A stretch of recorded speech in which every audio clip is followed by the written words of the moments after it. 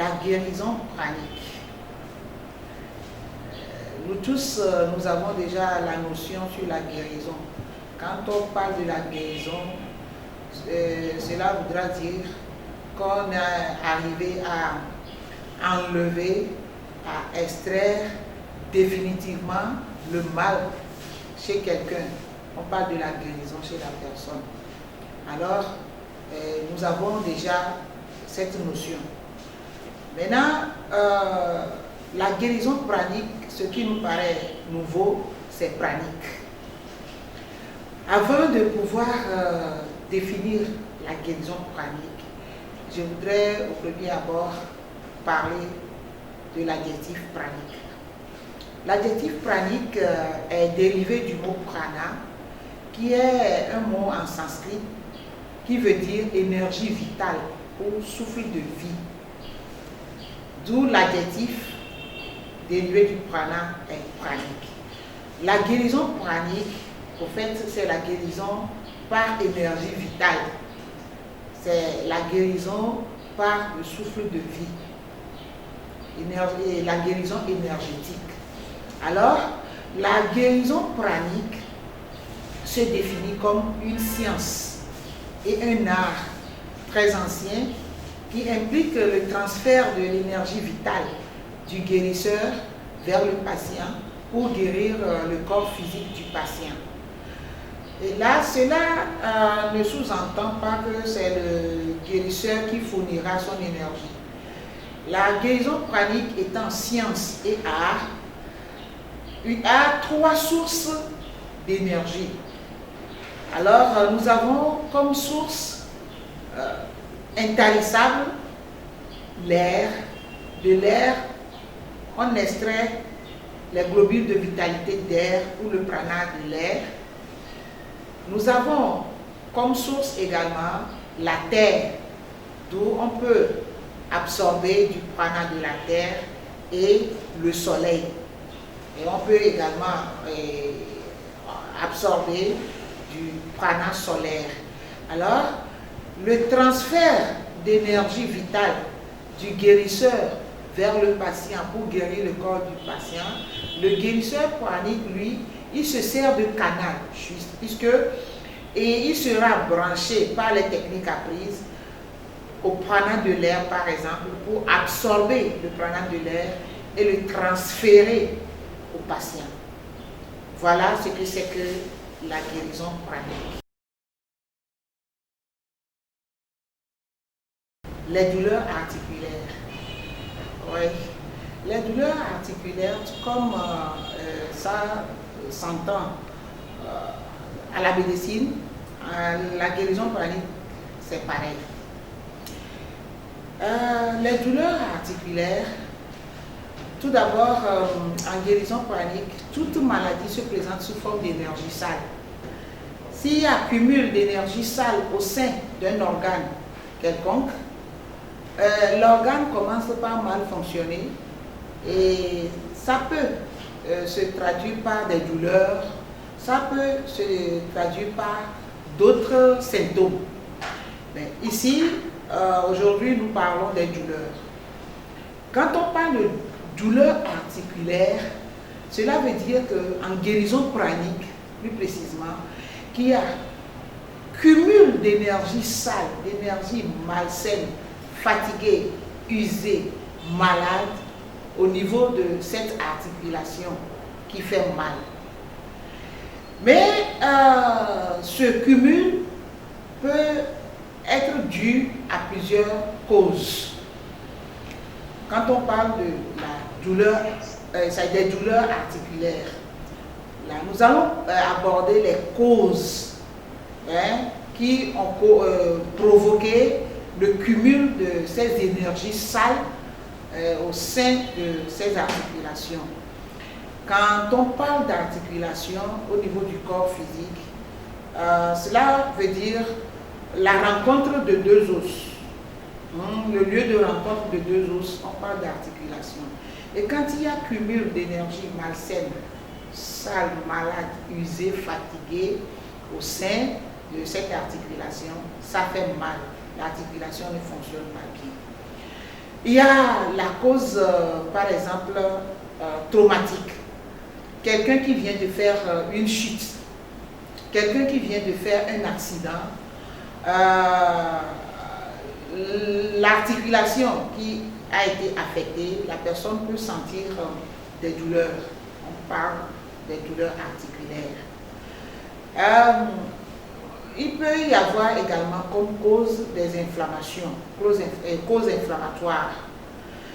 Quand par exemple les tendons qui relient les os au niveau de l'articulation, ces tendons sont enflés, on peut avoir des douleurs.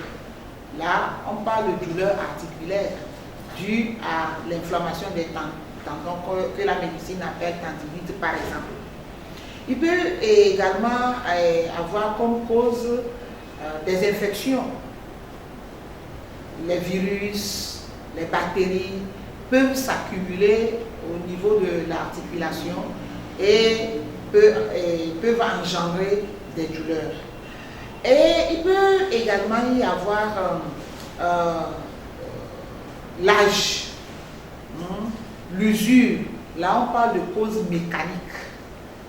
Quand l'on est, on utilise, on fait des flexions, au bout de par exemple 50 ans, l'articulation s'use, c'est-à-dire les cartilages s'usent. Et là, la personne peut développer l'une des douleurs articulaires.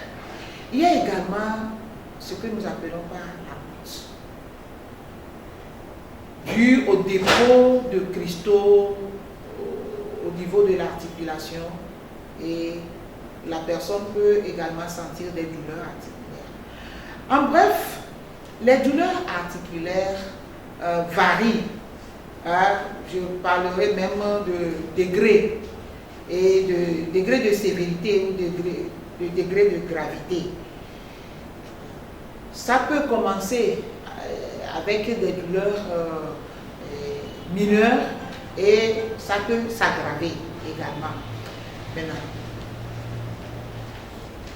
en guérison pranique, quand on parle des douleurs articulaires, nous abordons en même temps, nous comprenons en même temps qu'il y a anomalie au niveau de l'articulation, il y a cumul d'énergie sale au niveau de cette articulation, et nous procédons comment?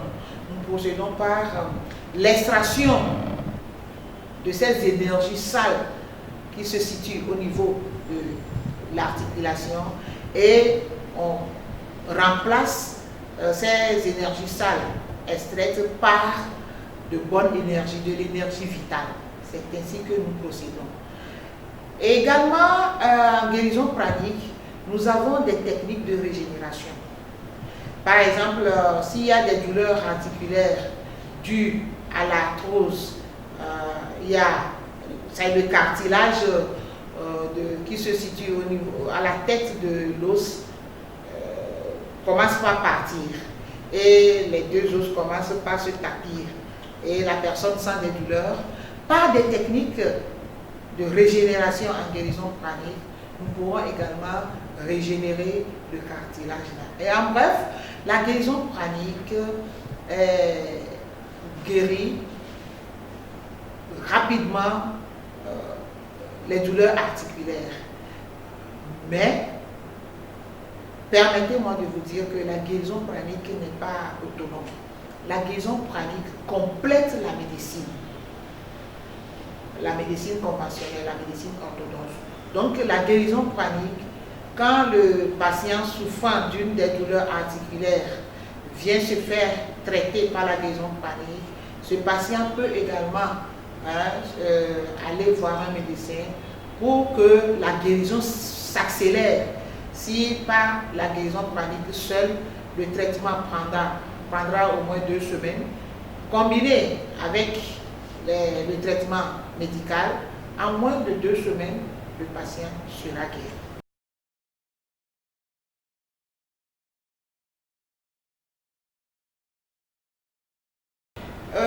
Au fait, en guérison pranique, nous soignons le corps que nous appelons à la guérison pranique le corps bioplasmique.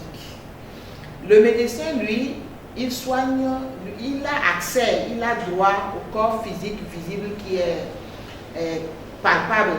Hein.